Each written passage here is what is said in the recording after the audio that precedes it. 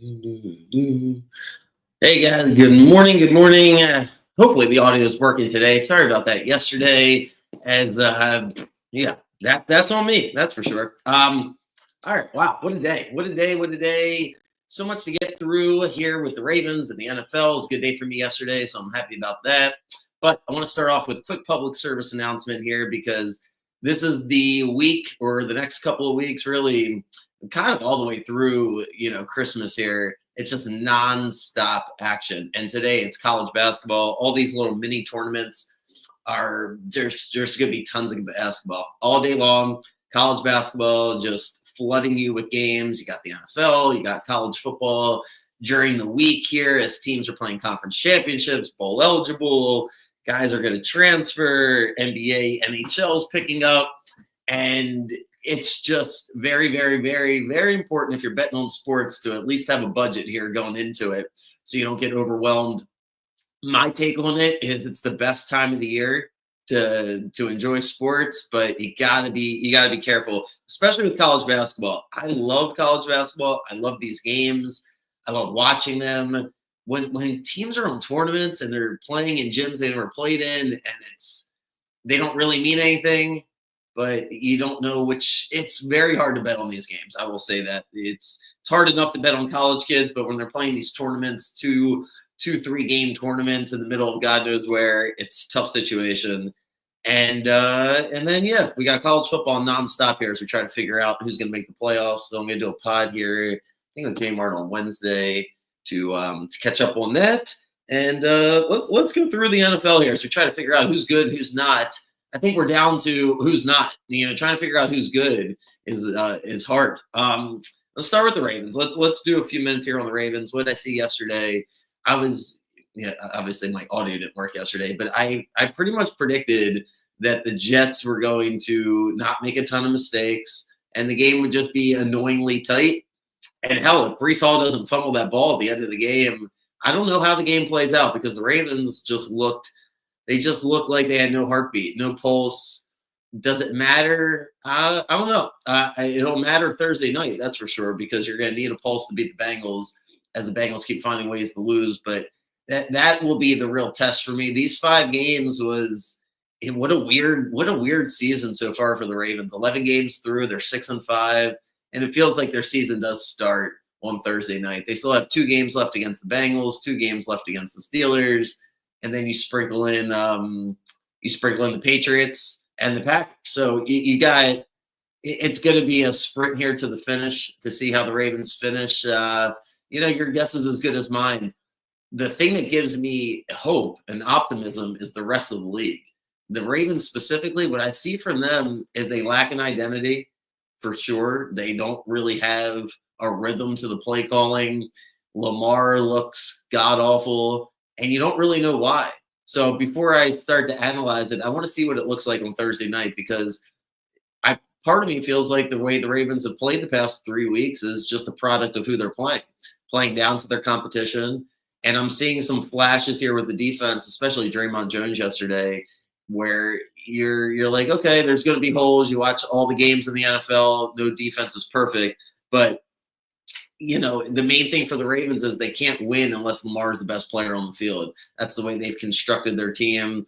Lamar makes a lot of plays that are off script. So whether or not he's taking it easy, whether or not he's thinking about this or thinking about that, I think it'll be pretty evident to us on Thursday night when they play the Bengals to see exactly what Lamar looks like, what the Ravens look like. So my main takeaway is the way the AFC is, you'd be foolish to think the Ravens have no chance here to win the AFC. They have just as good a chance as anybody else. And with that in mind, let's rip through these games here and figure out if we learned anything. Because starting on Thursday night, we definitely learned absolutely nothing about the Bills. Because the Bills, unless you just think the Bills are cooked, what a bad game to lose. Josh Allen doesn't look good.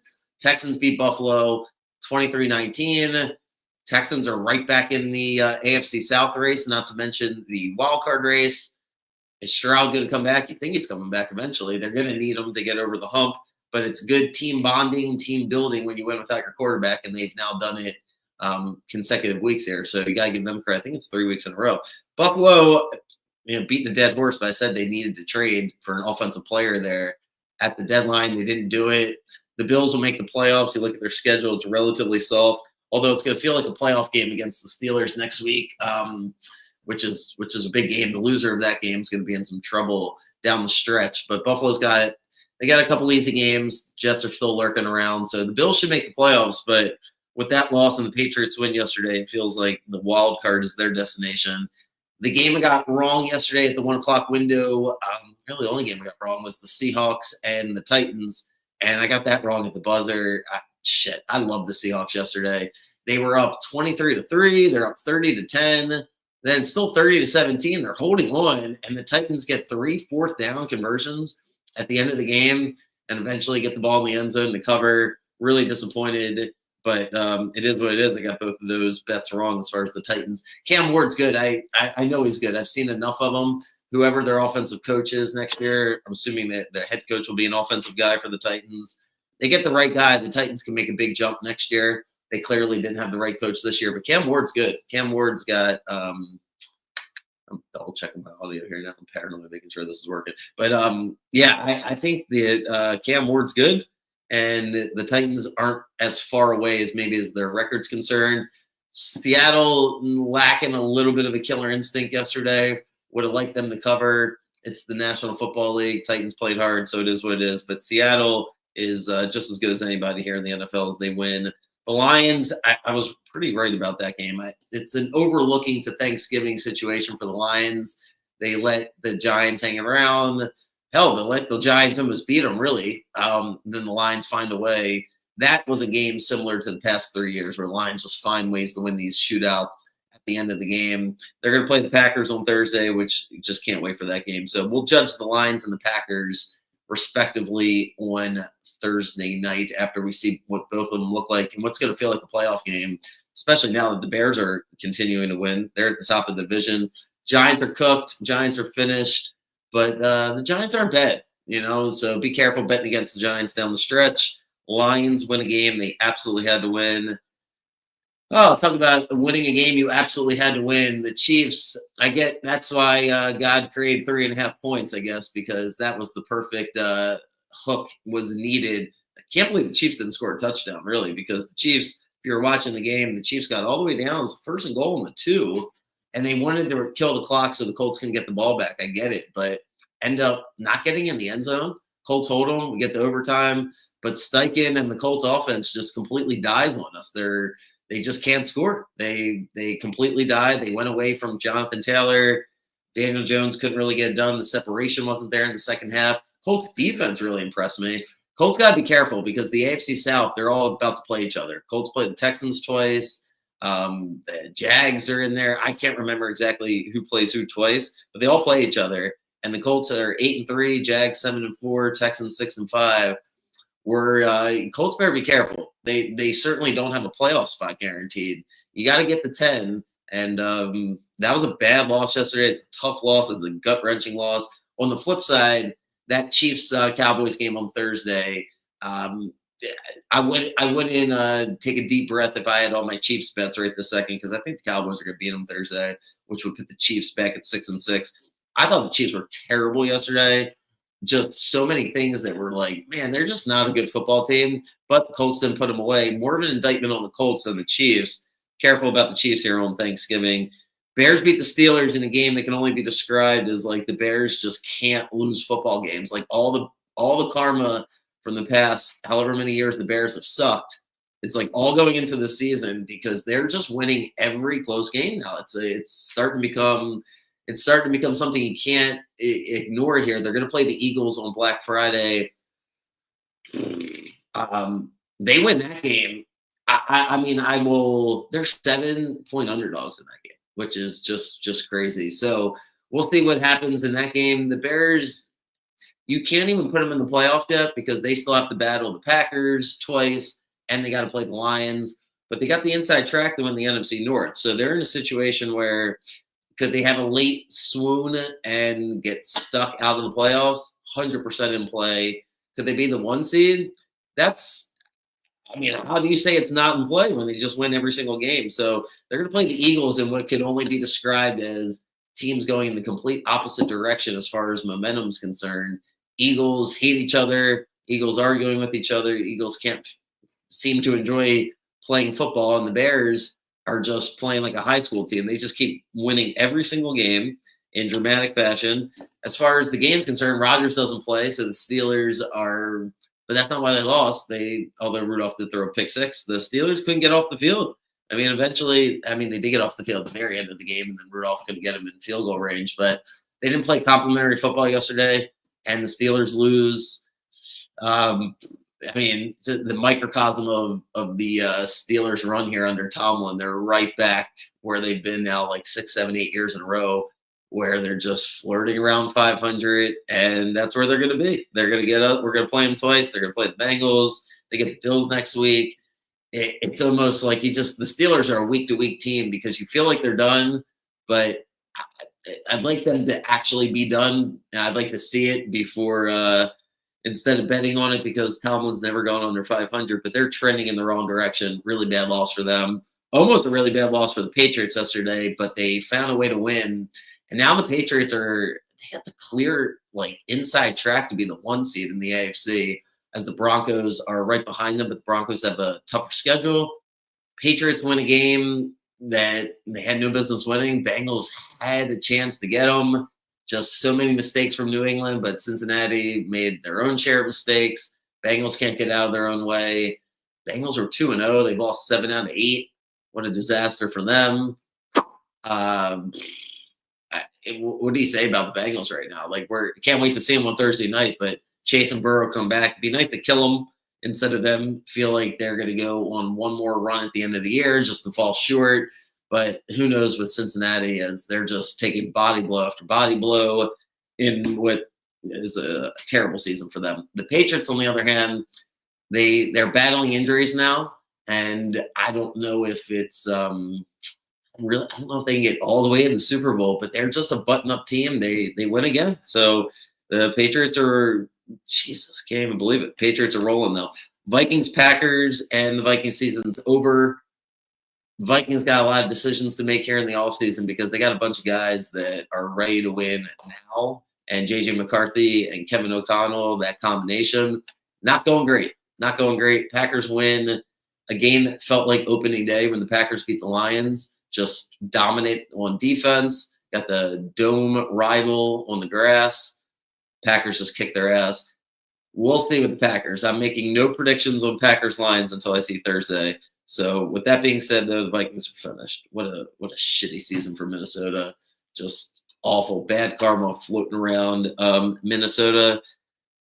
And that's that for the 1 o'clock games. 4 o'clock game, the easiest game on the board, and I had it yesterday, so it's not hindsight, is the Raiders can't be favored. That's impossible. And they're favored by 3.5 against the Browns.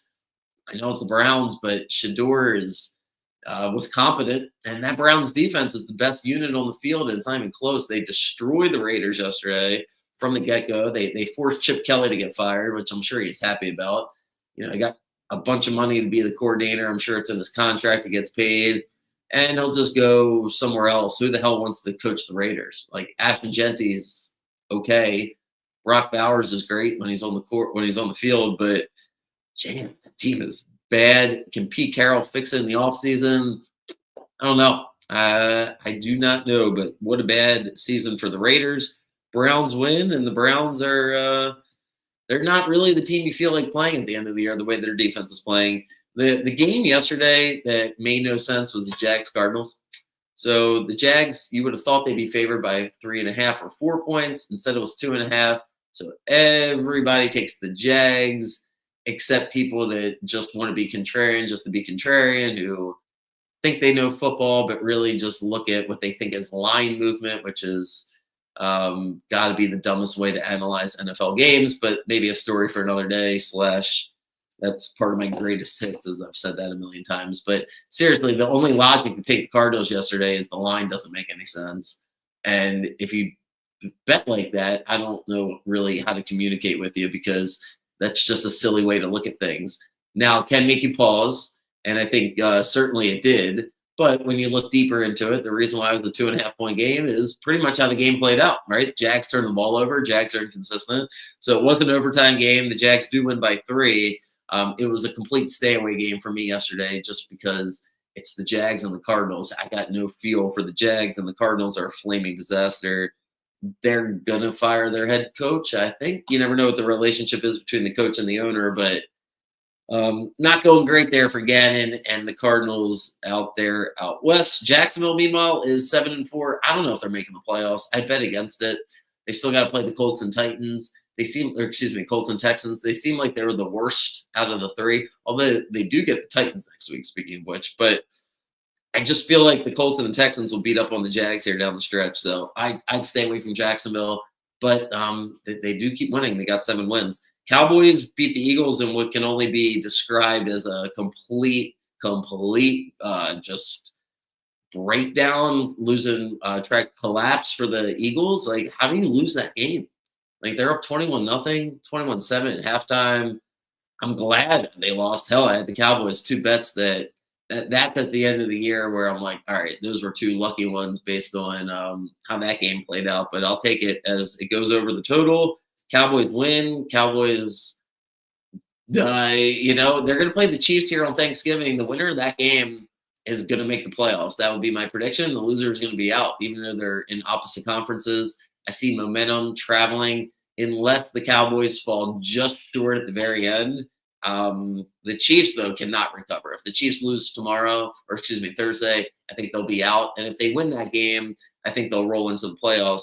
But I do like the Cowboys. I think the Cowboys are going to be able to keep this momentum going. They're going to get, I think I saw 3.5. So Cowboys beat the Eagles. They get the Chiefs, then the Lions. I mean, it's a brutal schedule for them, but what a great win for Dallas yesterday. And the Eagles played the Bears. They better bounce back on Friday against the Bears at home, because that you can't have that kind of taste in your mouth for too much longer going into the playoffs. So that's my thought on the Eagles. Cowboys, Falcons, Saints. It was definitely a stay away game. Falcons, Kirk Cousins probably going to get another paycheck if he can put up a few more games like this. He'll stick around for next year's. Penix is done for the season. Falcons beat him. The Falcons are still in it because, as we'll get to the Bucks, the Falcons have 4 wins. So I mean, what are you gonna say? Crazier things have happened as the Bucks are a dumpster fire right now. The Rams. So anyway, Falcons beat the Saints. Saints aren't really much to talk about. What a weird game that was if you're watching out of the corner of your eye.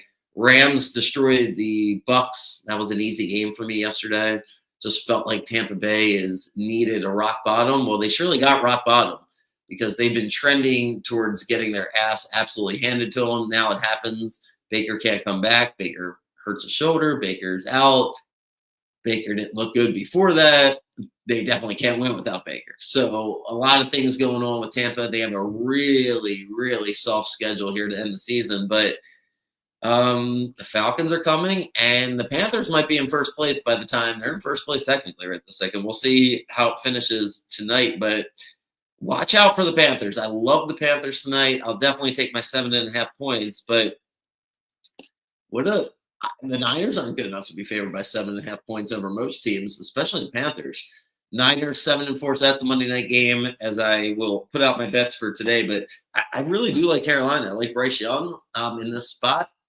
I think it's one of those. Hey, the Panthers deserve some good karma, some good publicity. It's Monday night. It's a standalone game, and when you really just break down the NFL and you look down, you're like, you know what? Who's definitely going to make the playoffs? And for a long time this season, you just kept circling the Bucks for the NFC South, and you would just figure it out as you're going. You're like, all right, Eagles East, Bucks South, and it's like, wait a second. Cowboys are right there now. The Eagles better get it together. But in the South, why can't the Panthers just win this division? So if they win tonight, Panthers still have a bye coming up. They play an extra game than most teams. I don't think the Niners are blowing them out tonight. I think it's going to be close. I don't know if the Panthers can squeeze it out, but the Niners better win this game because they have a relatively soft schedule. But, I think they got the Browns next week. This would be dangerous to lose this one and then have the Browns next week in a must win. So Niners should win tonight, but I think it's going to come down to the last drive of the game. I think the Panthers are going to be right there. So, all right, hope this audio worked this time. Have a good day, guys. Good luck with your bets. And remember, college basketball is crazy. So if you're betting on it, Probably just take the points would be my guess in most of these games. Maryland's going to play Gonzaga. I think it's tomorrow night. They get UNLV at midnight tonight, and then Gonzaga. So that should be fun. And yeah, thanks guys for listening. Appreciate it. And if you need anything, just send me a message. All right, have a good day. See ya.